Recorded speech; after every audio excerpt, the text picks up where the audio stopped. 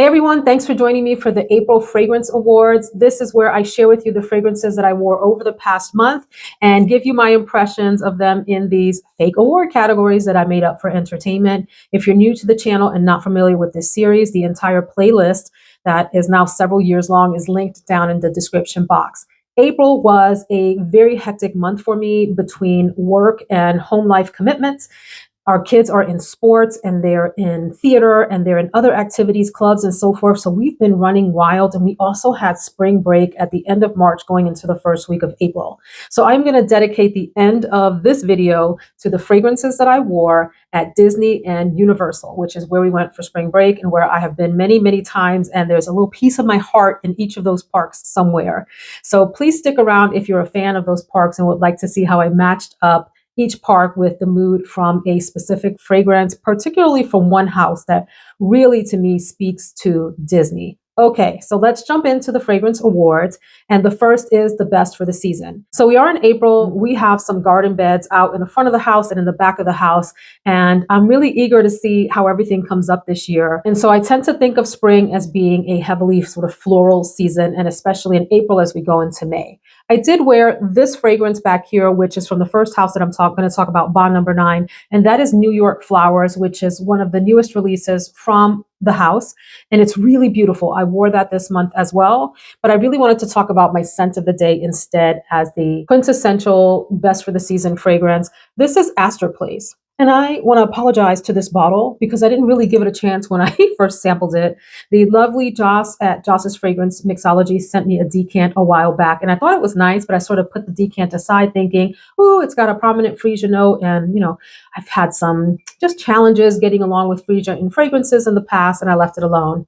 And then noticed that this was on what? Sale on Joma Shop. And I've purchased a lot of Bond Number 9 fragrances now from Joma Shop because they have some of the best deals. If you're interested in Bond Number 9, I would also say check out the perfumespot.com. I've shopped there a few times for some fragrances, as well as Fragrance-Nette. Those are the three main places that I tend to see Bond Number 9 fragrances and that I trust that I'm going to get the product the way that it should come. So Astor Place is an award-winning fragrance that I picked up. I think this was in the like $140 to $150 range for the full bottle. Retail, though, a lot of these bottles are over $400. And so we know that the house is criticized for being extremely expensive, for getting what a lot of people seem to think are pretty generic scents. In some ways, that is true. A lot of the Bond Number 9 fragrances are very sort of mass appealing. So if you're the kind of person that wants the price point to match the uniqueness of the fragrance and the longevity and the sillage, maybe Bond Number 9 isn't the house that you want to explore. For me, I do love a lot of pretty generic, everyday scents that are mass appealing. I have a place in my heart, in my home, and in my daily wear for those types of fragrances, just as much as I do for the eclectic, bizarre, one-off, strange, abstract, types of painting sort of fragrances.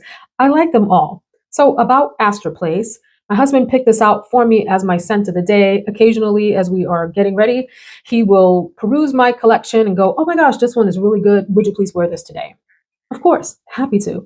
This is, in fact, a very lovely light spring floral. And I mean light in terms of the feeling of it, not in terms of the performance of the fragrance. So I do think this has very nice projection, a really pretty sillage. And I've been wearing this probably for about 5 hours, and it's going strong on me still. So a few notes from the site that stand out to me. And by the way, do check on fragrance websites like the house if you can, in addition to looking at Fragrantica, because sometimes Fragrantica will miss certain notes. So mandarin zest, freesia, and freesia comes across for me as like a soapy white floral. Sometimes it feels a little oddly musky in fragrances, and that's the part that sometimes I just kind of have a little bit of trouble with. But a nice, clean, white floral freesia in here. I do pick up some of the orris root that comes across as like a buttery, powdery, something happening in the base. Some woodiness, musk, and amber. Something else that comes across to me, so there's violet leaf and red poppy buds, and I can't say that something like that in particular stands out to me. I will say that this reminds me a little bit of like the carnation note that is in Eternity by Calvin Klein. So it does have substance, it does have presence, and it does have like a depth to the florals here that make this great for the month of April, where it's starting to warm up, but it's not quite hot yet. And you still want a floral that has some life, you know, some zhuzh and some oomph to it. You're not quite ready to get into those like very super light wearing or light feeling florals. So this is lovely for that. I can understand why this is a very mass appealing, award winning fragrance and why a lot of people like it. Folks are really enamored with the bottle. I think the bottle's a little bizarre. Not the shape. I'm okay with the bottle number 9 shapes. I'm talking about the front of it. Sometimes I think it's pretty and sometimes I think it's over the top and maybe not representative of what the fragrance smells like. But I do like, because I'm a former New Yorker, always a New Yorker at heart, the symbol of the New York City subway token that we used in years past. Now you, I think, swipe a card or you can put your phone on it and tap, and other modern things that like my middle-aged brain can't wrap its head around. I miss the days of the tokens. So anywho, best for the season, really appropriate for transitioning into the deeper parts of spring. So in the category of best everyday is a fragrance that I tried a while back, liked, and put on my wish list and finally picked up during a recent Sephora sales. This is Perfect from Marc Jacobs, and this is the Eau de Toilette version. Look at this. Look at this cap, y'all. This is so dang gaudy and cute.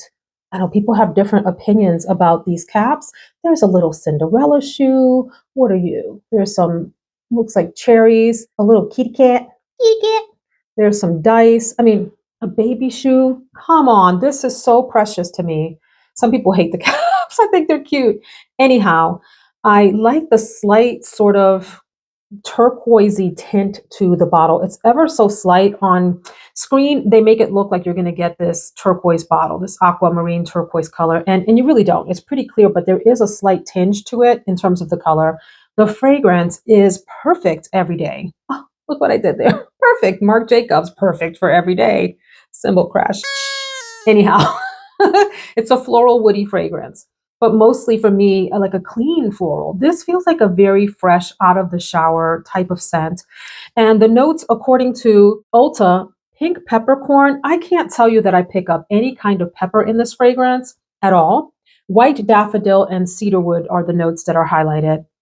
Now, cedarwood tends to have a fairly distinctive smell that I also don't pick up in here. I pick up a very soft, like round, easygoing woody base. In fact, I don't think most people would even consider this to be a woody fragrance, but there is this sort of subtle woody base.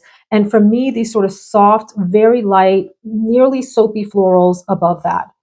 I enjoy the feeling that I have when I put this fragrance on of being fresh and clean. So fresh and so clean, clean. Yes, this is the one for that. Easy out of the shower. You can totally douse yourself in the fragrance as much as you want and never offend anyone. That type of scent.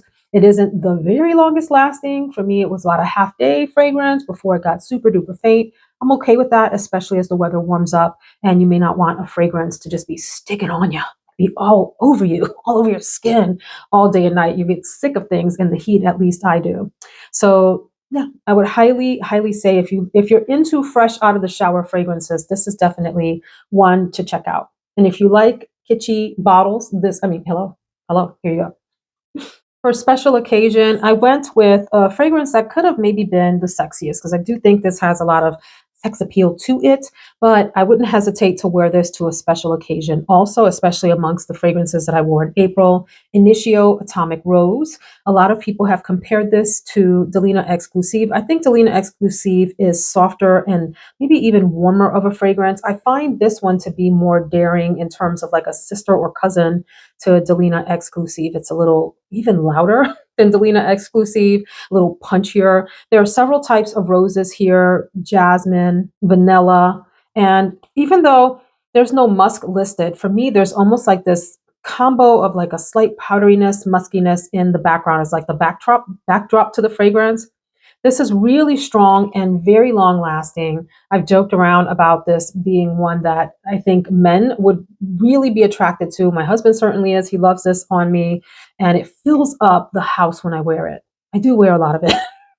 You don't need to wear a lot of this fragrance. You can spritz very lightly and still attract a lot of attention and compliments with this. I probably go in, I don't know, in the 10 spray plus neighborhood, which is a little obnoxious for a fragrance this loud. But I work from home, so like, who cares except myself and my husband. I think this is just super beautiful for people that are rose lovers. If you want rose to be prominent, this is the one. It's a very like multi-dimensional rose. I've tested some rose fragrances that feel a little bit flat or maybe two-dimensional. I would say this is a full four-dimensional, 4D, high definition rose experience here. It's deep, it's sultry, it's strong, it's sophisticated. Really neat fragrance, Atomic Rose. And it is atomic in that it is long lasting and projecting. This is one that you won't hesitate to smell all day and deep into the evening. Atomic Rose.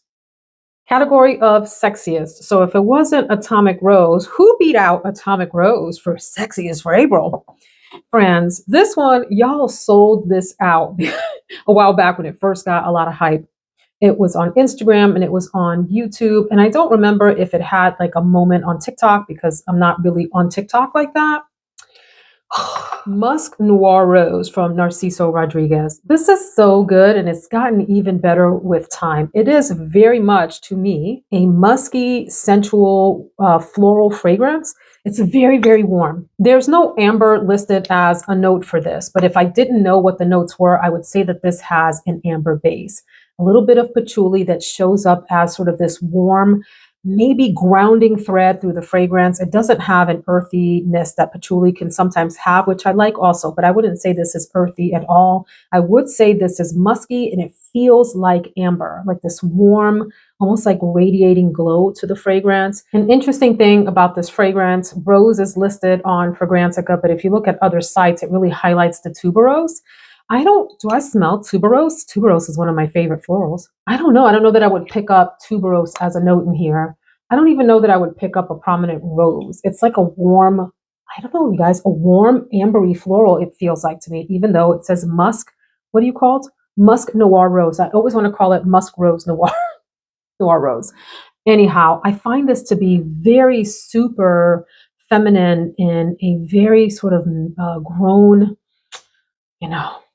date night kind of way. It's something special. I can see why this fragrance easily sold out. It's rather intoxicating. The critique with this fragrance for some folks is that they don't get a lot of longevity out of it. They feel like it softens up pretty quickly and maybe they get several hours at the most.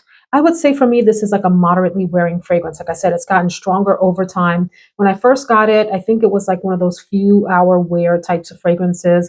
And here lately, as I try it more, it is lasting into midday type of deal. So for date night, perfect. Put this on before dinner, get your feminine sensuality on, get your va-va-voom feminine wiles going.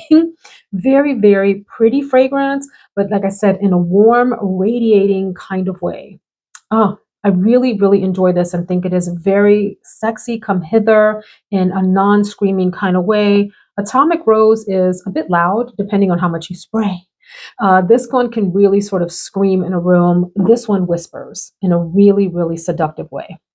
In the category of biggest surprise, I have to give this one to Gucci Bamboo, and this is the Eau de Parfum concentration. There's an EDT as well, Eau de Toilette.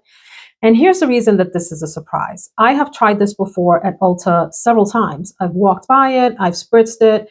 Like I've said before in other videos, when you're trying a lot of fragrances in store, it's so hard because it's like you're not really giving good attention to any one of the fragrances. So they all sort of start to blend together in your mind, especially if you're sniffing multiple ones. That's not always the case, but generally I find that I have a very different experience if I'm at home, sort of one-on-one in the quiet of my home, trying out a fragrance versus the noise of a store. Noise, both like actual noise that you hear, fragrance noise, because there's a lot of fragrances in the air, noise in terms of the many things that you may spray on yourself and not being able to tell one thing apart from the other, all of those things.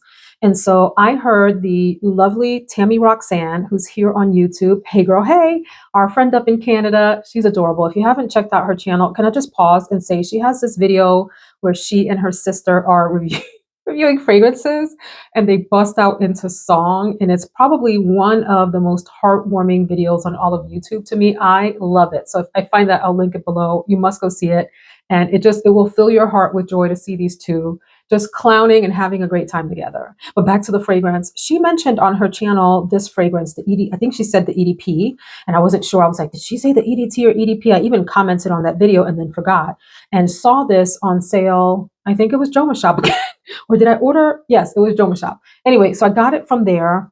And let me tell you, I took a chance just because she said she liked it and she described it as smelling creamy with a really nice sandalwood and sort of a soft, like clean feeling that it gave her. And I was like, I'm gonna try it. Sometimes I just take chances on other people's recommendations. We can be influenced too. Like, we're not just here to share with you our thoughts. You all, in fact, I have one on here, two, three. There are three fragrances in today's lineup that are influenced from viewers, and this is a fourth then from a fellow reviewer. She was right. This is such a lovely, creamy, enveloping, cozy, clean fragrance with a nice soft sandalwood base. Not like a pickly sandalwood base, but then who am I to say? Because I don't really ever pick up like the dill pickle thing that people pick up with sandalwood. Gosh, that was a lot of peas. Like Peter Piper picked up. Anyway, this is really nice. It, for me, was about a good half-day fragrance before the fragrance started to sort of fade and turn into something else. The first few hours, I just felt so cozy, so creamy, so clean. I felt pretty in an effortless way. And sometimes you just need that. The same is true for Marc Jacobs Perfect EDT, that you feel clean and fresh in an effortless way. This is cozy and creamy and clean in an effortless way. And I'm so glad that she reintroduced me to this fragrance. Thank you, Tammy. Thank you, Tammy. Great one. So highly would advise for folks to check this out if you haven't already. And the bottle's kind of cute too. Look at the different facets and the little sort of bamboo motif. Very cute. In the category of best bottle, this bottle just brings me joy. Some people hate these bottles and think they are super tacky. If you're one of them, just let us have our moment with the bottle, okay? This is Good Girl Blush from the Carolina Herrera Good Girl collection. I have the original, I have the Legere. I've tried others that I've really enjoyed. This one really stole my heart with this blush pink. So I think y'all know I'm having a blush pink moment. Our fragrance friend here in Arizona, Leah, hey girl, hey Leah, she joked me in a comment recently, like, who would have guessed that you like pink? Yeah, I'm having like this whole pink era. And I just really love seeing this on my shelf, and I love taking it down to spritz. And so I did a full wear of this in the month of April again. If you haven't tried this fragrance, this opens up so bright, slightly zesty with a citrus note, and then it goes into the heart of florals. And so if you look at Ulta, it tells you that ylang-ylang is the featured middle note. For me, I get this almost like peony, rosy type of combination here in the middle. And there is vanilla and tonka bean in the base to add some warmth and some depth and some roundness. I would describe this fragrance as happy and bright and very representative of all the happy feelings that you want at the start of spring. As everything starts to bloom, things start to warm up, and you're feeling like young, alive, and free, and you want to go outside and bask in the sun and enjoy the new season. That's what this represents to me. I have tried Good Girl Blush Elixir. I have some thoughts on that I am going to be sharing. Maybe I've shared it in a video that has posted already, or a video that will post soon. So if you're interested in that, please look out for that in the thumbnail. But y'all, this is one that I have the 1.7 ounce here. I would repurchase, and I would probably repurchase in the big bottle. And I'm trying to stay away from big bottles, but I like this so much. It has deepened up over time and gotten even more character and base to it. When I first purchased it, it was like, light to moderately wearing in the 3, 4, maybe 5 hour range. This one recently lasted on me all day, and I was super pleased. And I got a lot more of like the round vanilla thickness in the base of it. I wouldn't call this like a heavy vanilla fragrance. Like when people think about vanilla fragrances, which we know have had a wild, crazy, moment. It's had more than 15 minutes of fame on YouTube. Vanilla has had like 45 minutes of fame, maybe pushing up into an hour. Anyhow, I wouldn't put this in a vanilla video, but I would say the vanilla is more prominent over time. It's just such a happy fragrance. It smells like the bottle looks in terms of the fresh, happy, bright, girly feeling that it gives you. This is a big winner for me, so huge thumbs up to this one. I do have a worst bottle, but it is not a worst fragrance, and this is one of the viewer recommendations. Please raise your hand in the comments if you're watching and you recommended this. I think it was in the White Florals video, and if I can find the person's comment, I will put their name up on the screen. Hey girl, hey, thanks for the recommendation. This is from Take two. This is from Forever Florals, and the fragrance is called Gardenia. So I think it was in that White Floral Fragrances video, because I talked a lot about white florals that I am loving here in the spring and going into the summer. So this is a 1 ounce that I got off of Amazon. And in case you're looking for this, and by the way, this is so mega inexpensive. How much did you cost? I think it's telling me that it was in between the $10 and $12 range, but you want to look for the box that looks like this. Okay. And so what a shame that it's in this really plain bottle, because it is a really lovely fragrance. The way that the recommender described it is that it is a true gardenia scent, like a really realistic gardenia. I have gardenia bushes that I am really anxious to flower. They haven't flowered yet, and they're short-lived. I mean, those blooms, y'all, they might be out there. They peak for like a week, and by the end of week 2, they're starting to brown out in week 3 or something like that, close to that. I don't time the blooms, but they're short-lived, and that's the sad part about the gardenia flower. But what for me, gardenia is such a beautiful, such a beautiful creamy white floral. Very bright. There's a freshness to it, not soapy, definitely creamy, a slight bit indolic, meaning it smells like a decaying flower, like you get that sort of thing all along, a little bit. But this is very much a true to form gardenia fragrance. It's not quite as maybe like thick creamy as at least my gardenia bushes smell, but I could see it sort of smelling like this in the evening, if you will. This is a really neat fragrance. I can't speak to the longevity. I can speak to the projection. This did fill up the room. I did wear it in the evening to bed. And then I woke up in the morning and went ahead and showered and got ready. And I wasn't paying attention to whether I still smelled the fragrance or not. So I can't speak to that. But y'all, goodness gracious, for $10 to $12 or something, this is a little 1 ounce bottle. Just try it out if you're interested in that. I did get this off of Amazon. And I think there's another website that sells it called beautifulhawaigifts.com. By the way, I will link all of the fragrances below. So check those out if you're interested in shopping for these. My favorite blind buy is the next category. And this was from a long time ago, like when I first started my channel. And it's been hanging tough in my collection. In fact, I think I want to do a video about the fragrances that have sort of stood the test of time. This is one so far. It's lasted another season on the island of Fragrance Survivor in Veronica's house. This is Prada La Femme. I love that this fragrance smells gloriously soapy floral. In fact, this is one of my favorite soapy floral reaches, along with like Pure Poison and a few like that, that you want to wear a fragrance where you smell luxurious, you smell put together, but it's also on the clean side. So very much a fresh, clean, luxurious bar of soap with these gentle, almost like sweet florals. This fragrance reminds me of the soap Lever or Lever, however you pronounce that. I love the original version of that soap. It's this nice, clean, creamy soapiness, not sort of an astringent soapiness like you might get in Zest or something like that.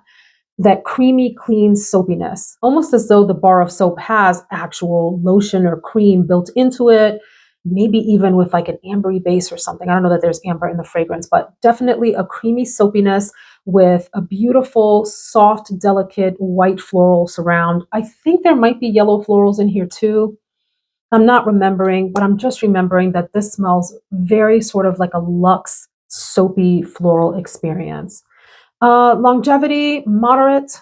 Sillage, very nice when you first put it on, and then it gets sort of soft and closer to the skin as the day goes on. One that I would probably re-up, like spray again, somewhere in the 2 to 3 p.m. range if you work a regular sort of work day. But really lovely. People don't talk about this anymore. This was all the rage, probably about 3 or 4 years ago on YouTube. Not all the rage, but it had a moment. It had a moment. And people aren't talking about this anymore. And I think it still deserves hype. So I had trouble with the next fragrance. So this is the not a safe blind buy category. And I had high hopes for it. This is called Pear Jam from Nette. And I have other fragrances from this brand that I have really, really enjoyed. This one I was hoping would smell sweet and spring-like. Like I love a good pear note, a sweet pear note in a fragrance.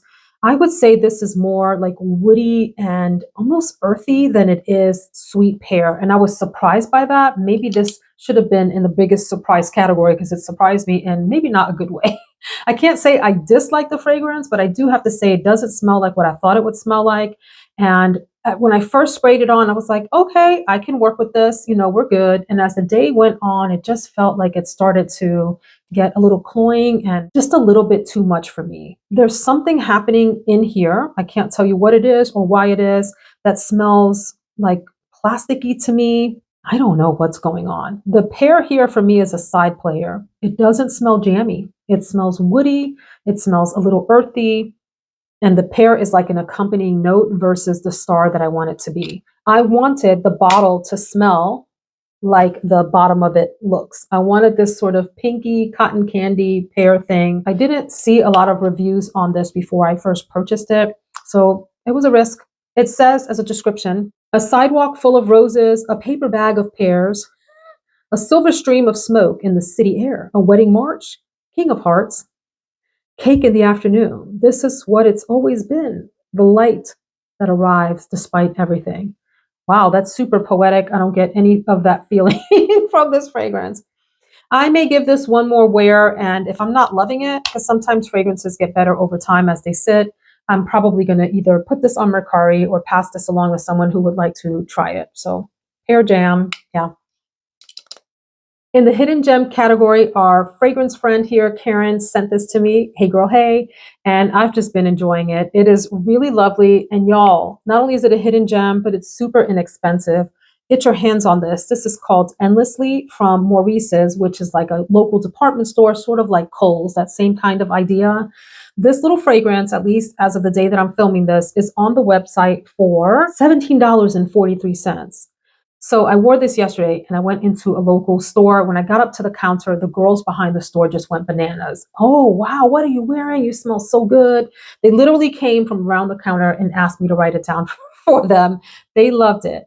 So this is mostly a very creamy, soft vanilla base with some soft, gentle florals on top. It's an easygoing fragrance, one that folks would think of, I think, as like a nice, cozy date night. Maybe not like your sexiest date night, but a cozy date night in intimate setting.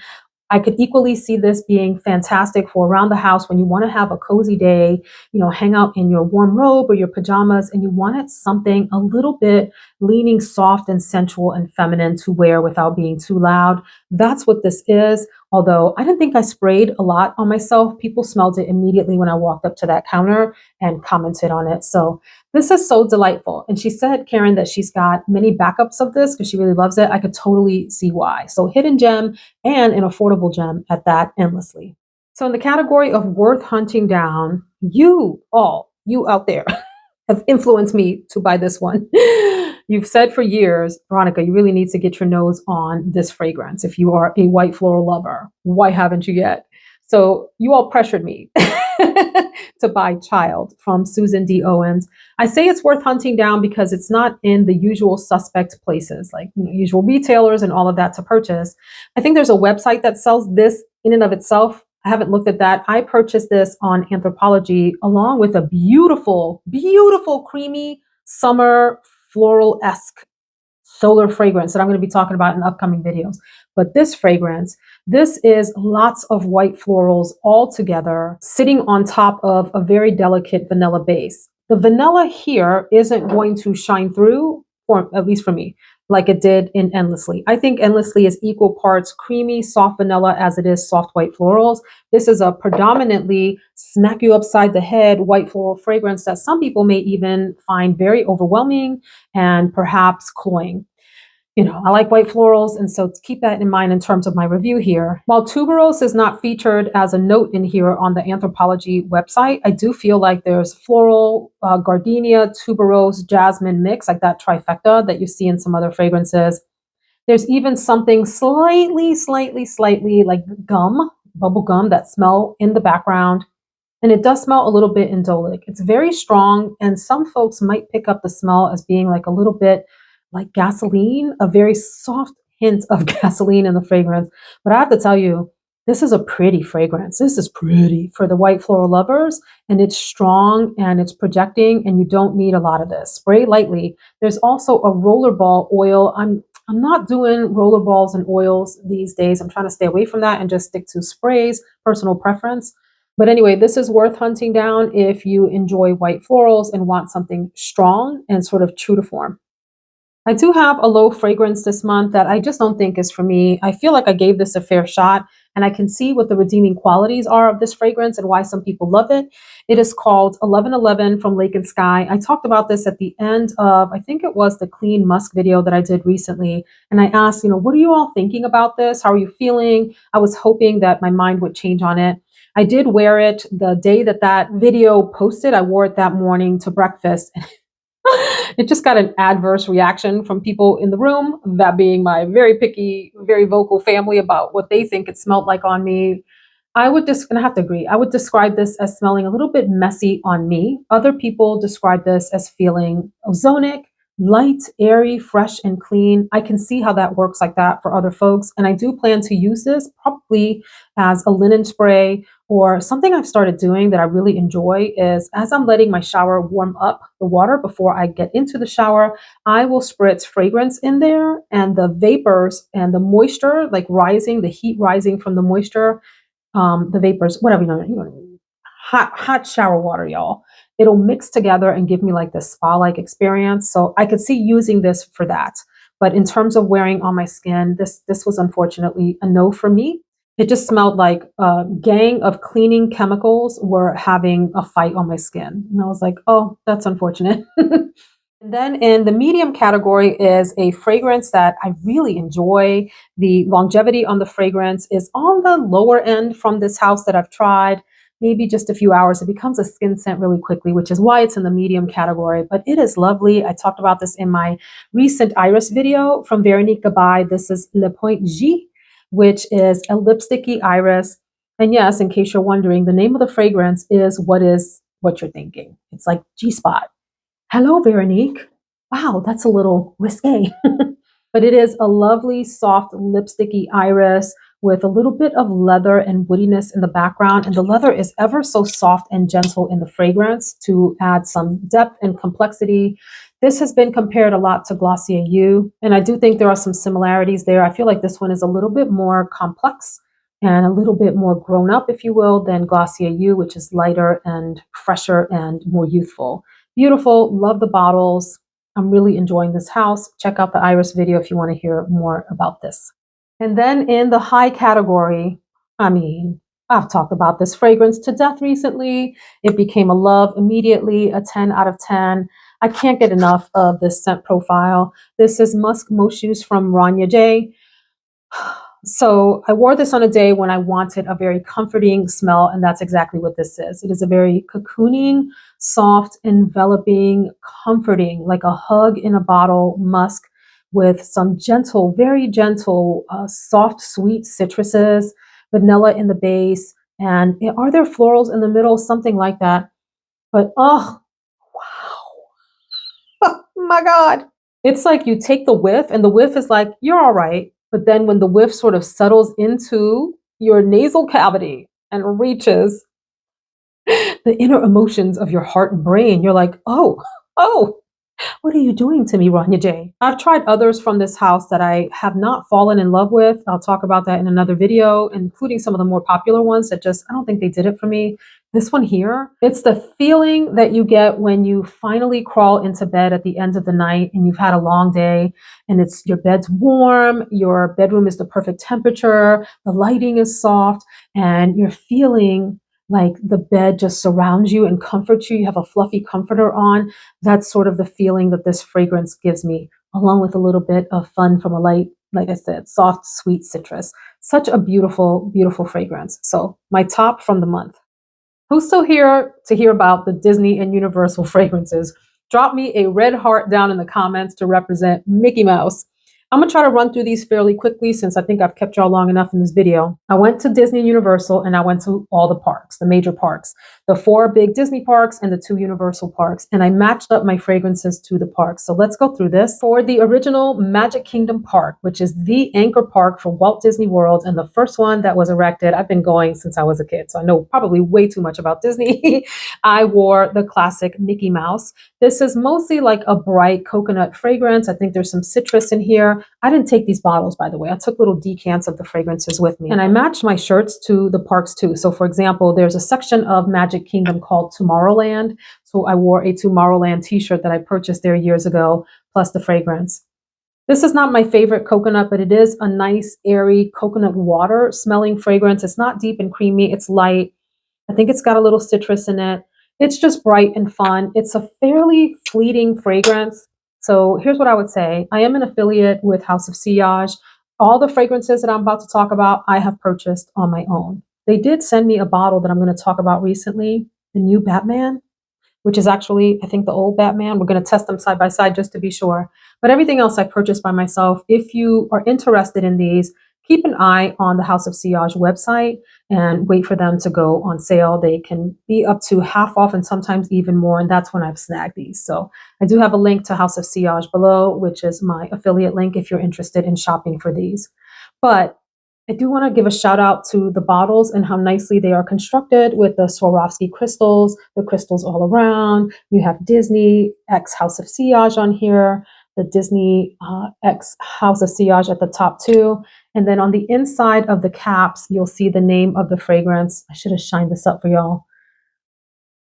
All right, Veronica, what are you doing here? And the name of the fragrance, you know, in it. So really lovely. This was fun to wear. But this is like light and fleeting for me. So it's not a fragrance I wear for the fragrance itself. It's because I want the feeling of the brightness of it. And I want to think about the cute little bottle here. So you know, Mickey Mouse has a little female friend and her name, her name is Minnie. And so I wore the gorgeous Minnie Mouse to Hollywood Studios.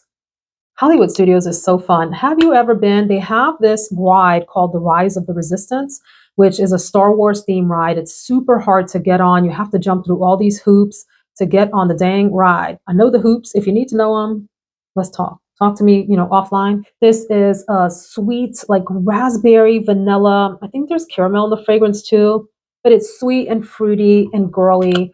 Another fragrance that I think this one for me is longer lasting than Mickey Mouse. This one is the most fleeting of the bunch here.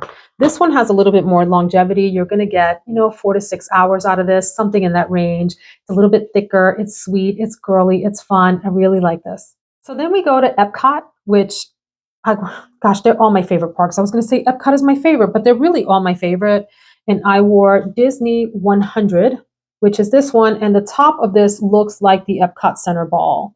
So I've talked about this in other videos. I won't go into a lot of detail, except to say that this smells almost like strawberry shortcake and blueberries, and strawberry shortcake meaning the doll. Remember the doll and how the doll smelled, and then her friend blueberry? Like if you mixed up a little bit of those scents together, added some clean shampoo-y vibes to it, this is a very, very light fragrance. And I mean light both in terms of the texture of the fragrance. It's very sort of thin and wispy, and it's light in terms of how it wears on you. It's a very close to the skin scent. So this is one of those fragrances that you buy if you like a minimalist fragrance to not project a lot, and you also buy it for the bottle. I mean, this bottle is so stinking cute. So I enjoyed that fresh, fruity, shampoo-y, clean type of vibe going into Epcot Center with this. And then my other favorite park, because I love them all. No, really, if I had to choose one, I would say this is my favorite for real. And it's Animal Kingdom. I loved it when it opened. I love the Tree of Life there. I love the Avatar Flight of Passage ride. That is phenomenal if you haven't tried that. I love the safari experience that you get there, especially if you go early in the morning. But because there is an Avatar world in the park, they literally have a section called Pandora. And it is shaped and it looks like you walked onto the set of Avatar. So beautiful the way they've done that part of the park, where they've themed it. It's something to behold, especially if you're able to go at night with all of the lighting and everything there. So I wore Avatar. And if you're not familiar with the movie, there are these things called banshees, these huge like dragon-like creatures in the movie that the Avatar creatures ride on top of. The Na'vi is what the people are called. So this is designed to look like the world of water in the last Avatar movie. And this fragrance is floral, fresh, aquatic. It's got a very, very aquatic base to it, meaning it smells like this fresh, clean, watery type of thing. Little slight bit of marine smell to it, some florals. This is another light-wearing fragrance in the same way that Minnie Mouse is light. And so again, this is one that you buy, friends, for the novelty. I think it's actually sold out. I posted this to my community page when I saw that it was on sale here on YouTube. And those of you that love Avatar, I hope you went and got yourself a bottle when it was on sale. I mean, look at the colors here, the ombre effect of like the green down to the blue. So cleverly done. This is a really, really neat fragrance. And then we went to Universal, and you know that Universal Studios and Universal Islands of Adventure both have Harry Potter worlds in them. My favorite of the two is in the actual original Universal Studios. That section is called Diagon Alley. And it looks like Diagon Alley in the movies with all the shops and everything. There's a big dragon on top of the bank that breathes out fire. If you know what I'm talking about, let me know in the comments. It's probably one of my favorite moments at the parks, to walk through the little secret walkway to get back there, because if you don't know it's there, you'll miss that whole section of the park. Anyhow, friends, I wore Hufflepuff. I mean, I had to, right? One of the most lovely, lemony, citrusy, ooh, vanilla, soft, powdery, creamy, all the things girly, all the things creamy, vanilla, slightly powdery, citrusy in my life. This is an exquisite fragrance. I love this. This one is lasting longer on me these days than it did when I first got it. Sometimes fragrances need some time to do that. Love this.